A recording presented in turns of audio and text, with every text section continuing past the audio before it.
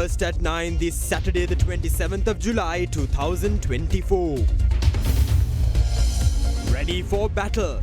Will contest the upcoming presidential election as an independent candidate, claims President Ranil Wickremesinghe. Rolling deep. State coffers aptly equipped to fund the presidential election, reveals State Minister of Finance. Says 10 billion rupees allocated for election expenditure. Caged again. European Union renews proscription against liberation tigers of Tamil Eelam. LTT banned in the EU for another 6 months. ඔබේ විශ්වාසය දෙනු සෙන්සුරයින් දැන් ළඟමැති ෆාමසියෙන් ලබාගත හැක.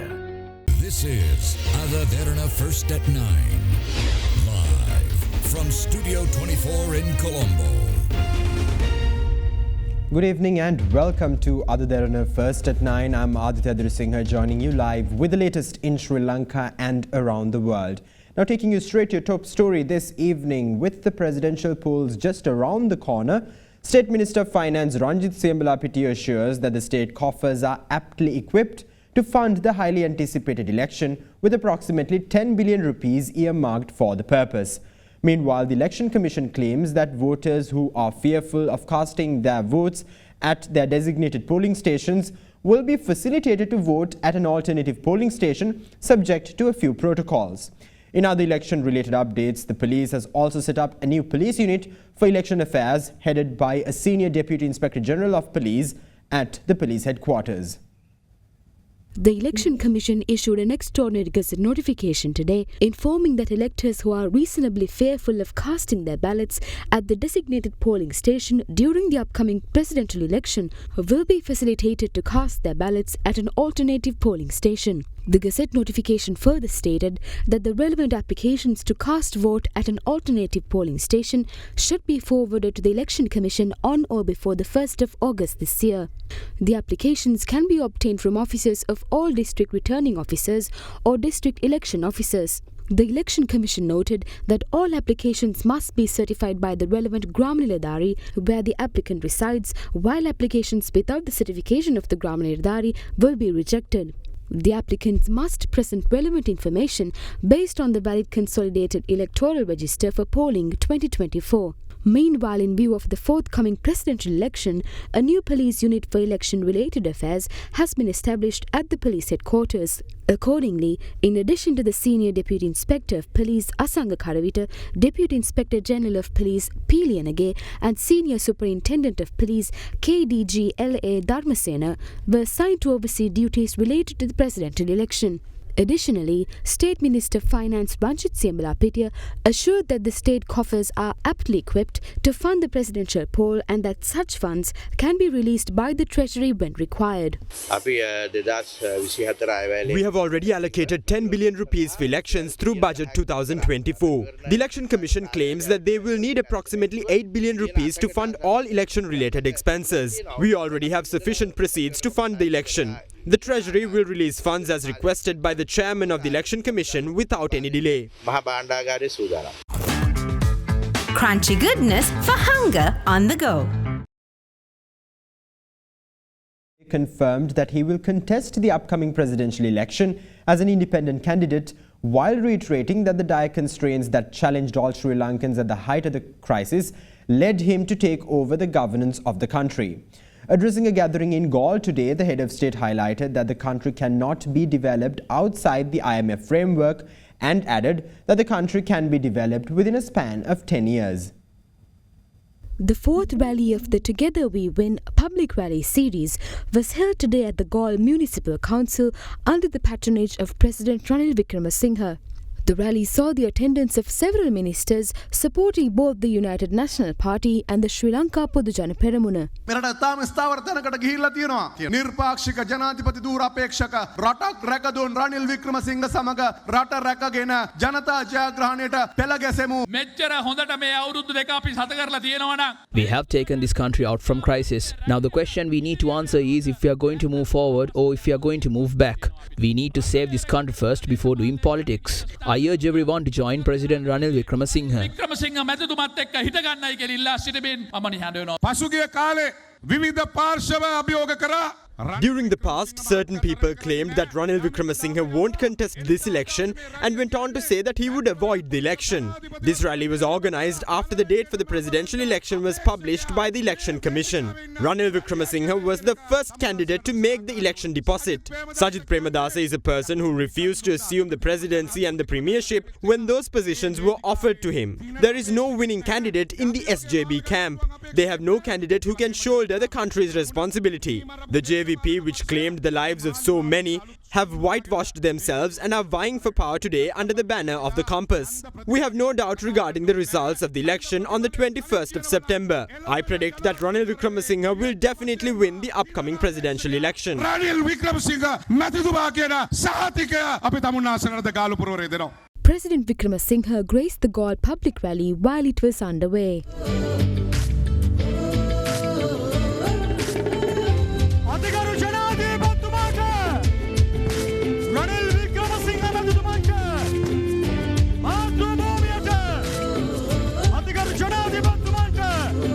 අද මම මේ නගරයට ඇවිල්ලා තියෙන්නේ විශේෂ වැඩ කටයුත්තක් කරන්න. I came here today to do something very important. I came here to announce that I will contest the election this year and have already placed the election deposit at the Election Commission. I arrived at this decision after hours of deliberations. I should have thought this through 2 years ago. In 2022, I was requested to assume the office of the country's premier since there was no one else to take over that responsibility. That might have been the first time in Sri Lanka and Asia that a country's premiership was passed around only to be refused over and over again. Why did I take on this responsibility? I felt your pain back then. After seeing your pain, I decided to take over and transform this country for the better. I reached that target within 2 years. However, I am aware that not all concerns of the public have been addressed at the moment. Some live under dire constraints. We are addressing those issues little by little. If anyone says that this country can be developed outside the IMF framework, that is a fraudster who aims to impede on the country's current progress. What if we run out of funds? What do you think will happen? All of you might have to suffer in long queues again. It is pointless to do politics while impeding on the progress of the country. It is imperative that we move forward in this journey. I came here as an independent candidate. We should think anew. 5 years is sufficient to lay in the groundwork and it will take 10 years to develop the country. All of us should unite to develop Sri Lanka. අපි අලුතෙන් හිතමු අවුරුදු 5ක් ඇති බිම හදන්න අවුරුදු 10ක් ඇති රට හදන්න. අපි ලංකාව හදමු. ඔබ සියලු දෙනාටම ස්තුතියි. Now, opposition leader Sajith Premadasa says that those who disregard the Supreme Court and the Constitution will have to answer to the incoming government. The opposition leader made those remarks while speaking at a rally in Ratnapura. A Samaki Jana Balawegya rally was held today in Ratnapura under the patronage of opposition leader Sajith Premadasa. Since Sajith Premadasa, the son of former President Ranasinghe Premadasa, helped underprivileged Sri Lankans so much, we urged President Ranil Wickremesinghe to give Sajith Premadasa his rightful place in the party. Our goal is to appoint a leader who genuinely understands and empathizes with the country's vulnerable citizens. This election is extremely important. We are uncertain about what the future holds for us.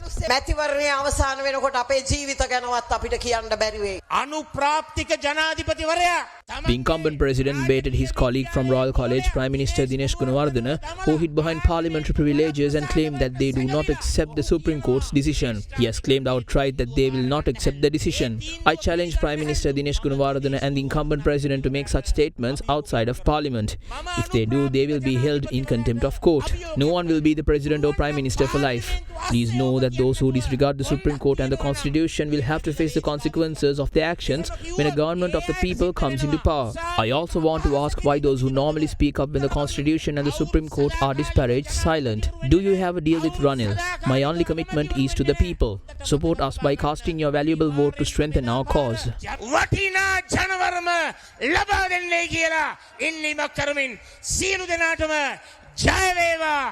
Horizon Campus 2024 intake. Register now. Now, meanwhile, leader of the National People's Power, Anrukumara Dissanayake, called upon Sri Lanka's Muslim community to join hands with the NPP in establishing a united government. Addressing a gathering in Galle today, he further went on to emphasize that the NPP expects to establish a united government that commands the trust of all communities in Sri Lanka, adding that his party will come into power with the aim of developing Sri Lanka. The Galle district rally of the National People's Power Muslim Brotherhood was held under the patronage of NPP leader Anurukumara Dissanayaka yesterday. Ranil Wickremesinghe is going against court decisions. While it is true that he is in power now, he is also about to lose power in the near future. What happened yesterday is enough in itself to disqualify him from holding power again. On the other hand is Sajid Premadasa. I really don't talk about him that much now. We just need to let him talk. That's more than enough. What type of government must the NPP establish? The NPP must establish a government that has the trust of the Tamil, Muslim and Sinhala communities. Creating a united government is the expectation of the NPP. Winning the election with the Sinhala votes alone is not enough for us. To win, Sinhala votes are enough. However, such a victory is not enough for us. Why are we trying to form a government? We want to form a government to develop this country. Our movement does politics in the interest of truth. Whenever any community faced discrimination, our movement stood with them against such discrimination. We first call on you to establish a united government. Meanwhile, the official launch of the NPP leader Anurukumara Dissanayaka's AKD website was held virtually yesterday. Star dishwasher Dali Tel Indul Pahasuwen Sede. Star dishwasher magic tub එක. Now, the Bar Association of Sri Lanka condemned the government's attempt to undermine the Supreme Court's interim order concerning the appointment of Inspector General of the Police Deshabandhu Tennakone to his office. The BASL criticised the government's position that the Supreme Court cannot render judgment on appointments made by the President and approved by the Constitutional Council and dubbed the position totally untenable. In Parliament yesterday, Prime Minister Dinesh Gunawardena commented on the recent verdict delivered by the Supreme Court concerning the Inspector General of Police. ශ්‍රේෂ්ඨාධිකරණය පොලිස්පතිතුමාගේ වැඩ තහනම් කිරීමේ අතුරු නියෝගයක් නිකුත් කළා තිබෙනවා. The Supreme Court has issued an interim order preventing Deshabandhu Tennakone from serving as Sri Lanka's Inspector General of the Police. According to Article 42, Clause A2 of the Constitution, unless the Constitutional Council has approved such an acting position based on the President's recommendation, no individual can be appointed to the post of IGP for a period exceeding 14 days.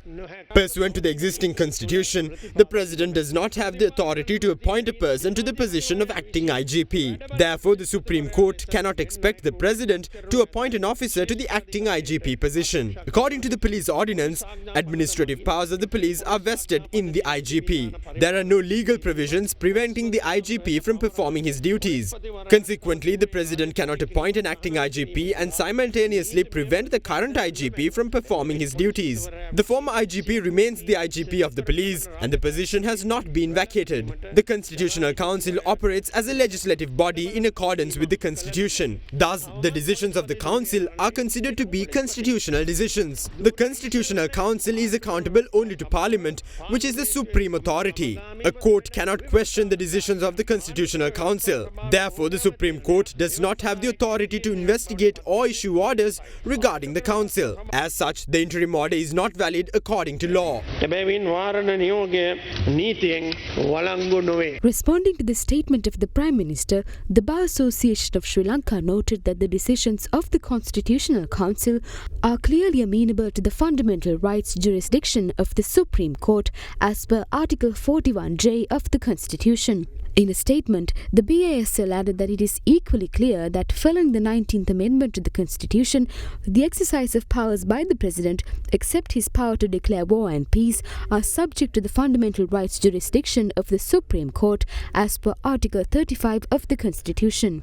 The association further claimed that in the said cases, a 3-judge bench of the Supreme Court heard all parties, including the Attorney General and the counsel for IGP Tennakone, and delivered its order granting leave to proceed, adding that the court also issued an interim order restraining Tennakone from exercising the duties, functions and powers of the Inspector General of Police until the final determination of the applications.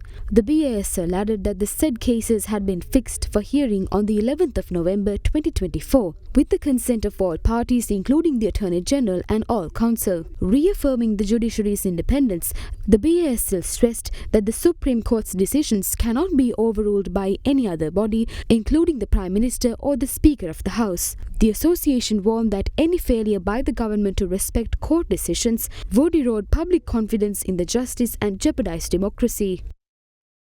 The Council of the European Union has renewed the prescription of the Liberation Tigers of Tamil Eelam in the European Union for another 6 months.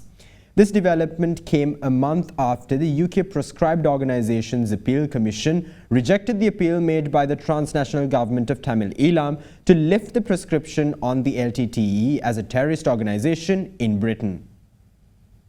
During the height of the civil war in Sri Lanka, the European Union banned the Liberation Tamil Tigers Eelam, widely known as LTTE, as a terrorist organisation on the 17th of May 2006, a measure taken as per the Council's common position on the application of specific measures to combat terrorism, which was announced on the 27th of December 2001. The EU's position against the LTTE was supported by the United Kingdom and Northern Ireland. The court held that the existence of an armed conflict within the meaning of international humanitarian law and EU law does not exclude the prevention of terrorism.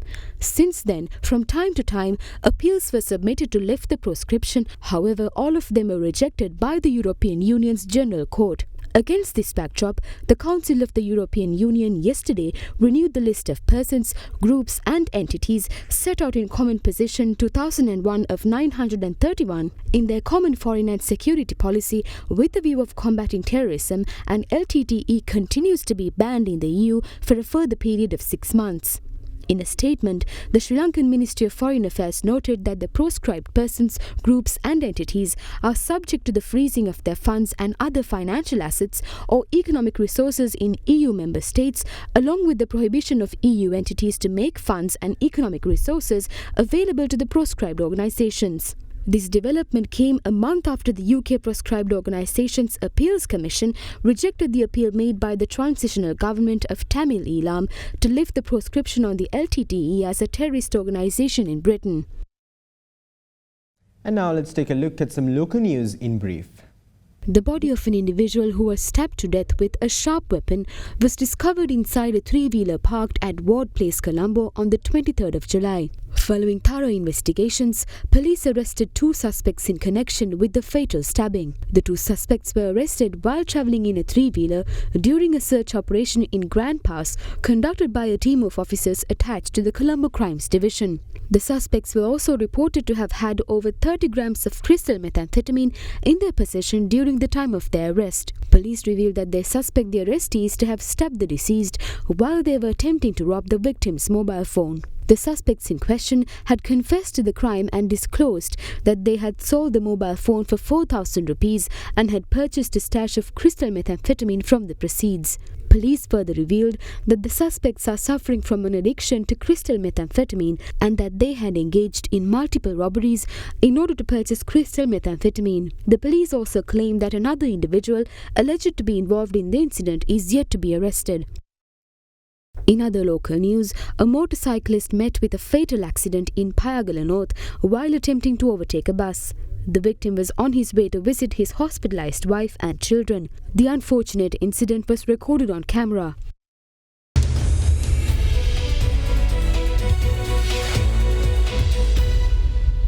Welcome back. Now on your business news, commenting on the light rail transit project which was unilaterally cancelled by the Sri Lankan government, Japanese ambassador in Sri Lanka, Mizukoshi Hideaki, said his government is paying attention to the interests of Sri Lankans in that regard. He made those comments while addressing a press conference to officially announce the release of funds for the resumption of development projects in Sri Lanka. There was a repeated request from Sri Lankan government to start the LRT project, which was cancelled unilaterally in the previous government. Can you comment on that, please? We know that in Sri Lanka, there are people who are wishing to have this LRT project. We are paying due attention to those interests, but I think they will be considered taking into consideration the various, economic indicators, the situation of the ongoing projects, etc. So we don't have a definitive with decision at this moment. Would you like to continue the LRT project as a BOT project where Sri Lanka doesn't have to make any funds? We can say that at this moment it is not under consideration as a BOT project, and I think it's up to the private companies. If you take the Bandaranaike project, you all had started it. What percentage had been done and what percentage has to be completed? I think physical progress is less than 10% as of now, because at the initial stage there were so many issues and the design change as well. Somehow now all measures have been taken according to the ground reality. Now it will be fast-tracked with this financing. With Japan agreeing to release money for these projects, does it mean that Japan has now accepted the comparability of treatment among all the creditors? Yes, Japan, with all other OCC member countries, I think, have accepted the comparability of the debt restructuring.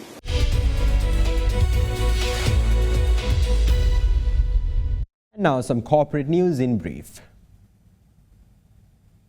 The Sri Lanka Export Development Board held its 24th Exporters Forum, a platform for discussing and resolving issues faced by exporters, on the 25th of this month. The forum is organized by the Trade Facilitation and Trade Information Division of the Export Development Board on a regular basis and provides a platform for exporters to present their issues to the Export Development Board. The forum was presided over by State Minister of Investment Promotion, Dilu Mamanugama. Meanwhile, a high-level delegation from Certified Practicing Accountants Australia, including board members and representatives from international markets, recently concluded a successful visit to Sri Lanka. The delegation's primary focus was on establishing strong relationships with local governments, professional bodies, universities and banking institutions. The CPA Australia delegation met with President Ranil Wickremesinghe and engaged in discussions with local government officials, regulatory bodies, employers and educational institutions. In other corporate news,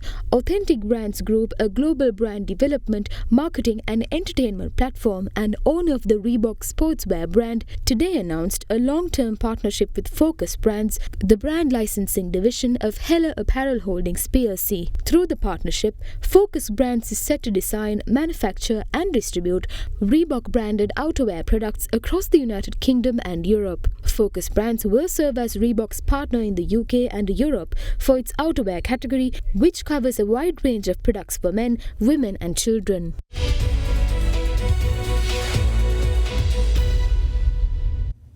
And with that, we wrap up tonight's edition of Ada Derana First at 9. Stay in touch with us on www.adaderana.lk for the latest developments around the clock. Thank you. Have a great night.